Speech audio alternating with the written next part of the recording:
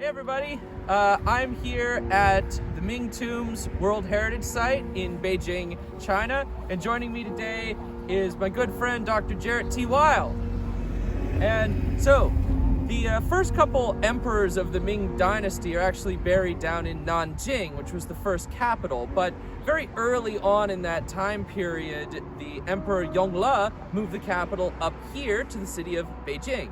And from that point on, many of the emperors would, of course, be buried up here. 13 of them are buried in this relatively small area in the northwest section of the city.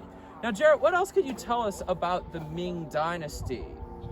Around the 1400s to the 1600s, it was right before the Qing. Actually, it's between the Yuan, which is like a Mongol-led dynasty, and the Qing, which is a Manchurian-led dynasty. So the Ming Dynasty, at least in that second millennium, is one of the only dynasties that was actually run by the Han Chinese.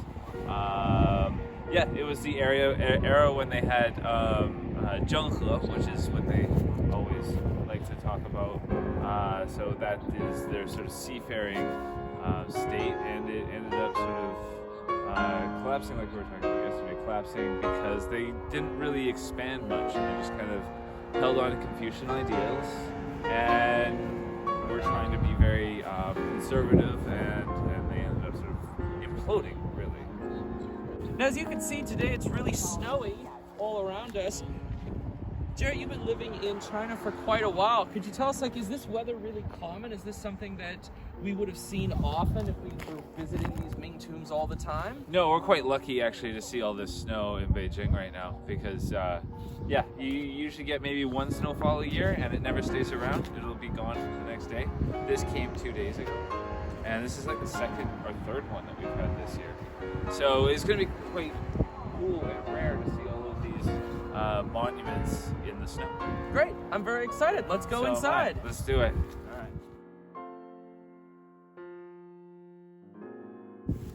Hey everybody, so now I'm at Tongling Tomb, which is part of the 13 Ming Tombs World Heritage Site in Beijing. And I'm here with Toland, who's going to tell us a little bit about these temples. Now, if you've ever been to almost any tomb or temple or ancient site in China, you're very likely to notice a theme, and that's three. 3 entrances, 3 paths, 3 sets of stairs. Behind me, you can see in this big building, there are 3 sets of stairs and 3 doors. And even though 2 of them are covered in snow right now, I'm standing on one of 3 paths. Sean, could you tell us why? Why are there always 3? Yeah, I mean, it's not exactly my area of expertise, but basically in Imperial China, there was a really strict emphasis on hierarchy and decorum, rules of protocol, who was allowed to do what. So, in the aristocracy, people were ranked in different ways. You'd have ministers of a certain rank, scholars of a certain rank, and they'd be allowed to use certain doors. And here, this is one of the most important sites, and so the doors have very specific passages. So we've come through several gates, all of which are arranged in this 3, leading up to this building with 3. It's a tomb. The central gate can only be used once by the deceased emperor and empress as they pass through. And well, probably by whoever's carrying through. I don't think they walk themselves. And then here, the ones on the left would have been used by any other emperors who are attending to pay respects. Only the emperor, living emperor, can use this one on the left.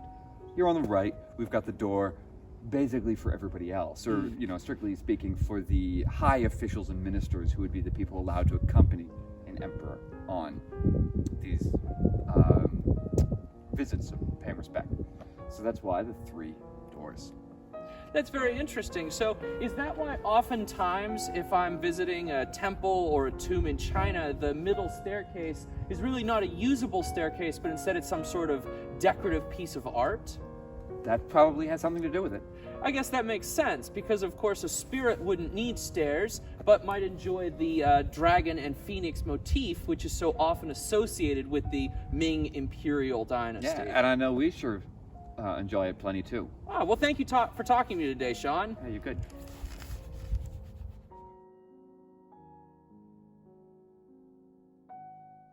Okay, now here I am at the tomb of Ju Di, or Emperor Yongle. He was the 3rd emperor of the Ming Dynasty, and debatably one of the most important. A lot of really, really important events occurred during his reign. Probably not the least of which is that was when China's capital moved from Nanjing up to Beijing, where of course it remains to this day. Also, it was during his reign that the Forbidden City was built, one of China and perhaps the world's most famous tourist locations. And also, during his reign, the treasure fleets were sent out under the Muslim eunuch Zhong He. This was one of the only times in Chinese history where they were genuinely interested in maritime, not really exploration, but maritime travel. Some of the largest boats built in the ancient world were built as part of that fleet. Now, when Yongle died and was entombed right here behind me, a lot of that interest in the maritime world would die with him. But China's interest in giant ornate buildings would go on unabated. So I'm really excited to go inside of this tomb and see what is to be seen. Spoiler alert, it's nothing. Everything has been removed by archaeologists and it's pretty much a bare room now, but it's still cool to be here. We've just come down 27 meters of stairs down to the bottom of a shaft where they were able to break into an underground tomb, which we can now move into.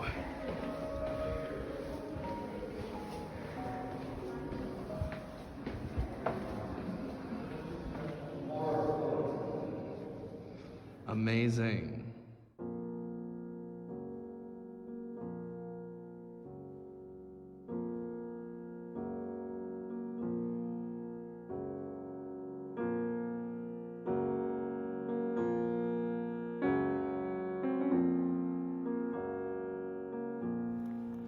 All right, well, we've had a lot of fun here at the Ming Tombs. I'll say. We're in the parking lot waiting for our ride home. But in the last video, I mentioned that the treasure ships were ancient. Now, ancient's a really interesting word. In Chinese historiography, the word ancient is usually used for almost anything that happened before the mid-19th century.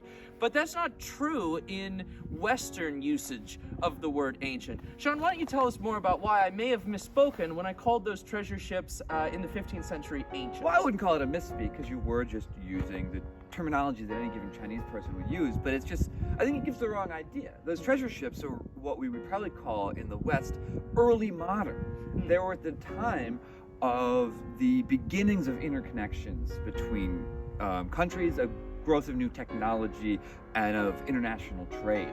You know, the ship, the flagship of the treasure fleet was 136 meters long, and we saw a model earlier that really looked like, you know, a Spanish galleon, 3 or 4 masts and a huge hull, capable of long overseas journeys, going all the way from ports on the coast of China, even to Eastern Africa. Now that's the sort of voyage that a Portuguese explorer like Henry the Navigator or Christopher Columbus, hate the guy, would have been making only a few decades later. So I think it's important to not push the past too far into the past, because at the time this was the pinnacle of technological innovation.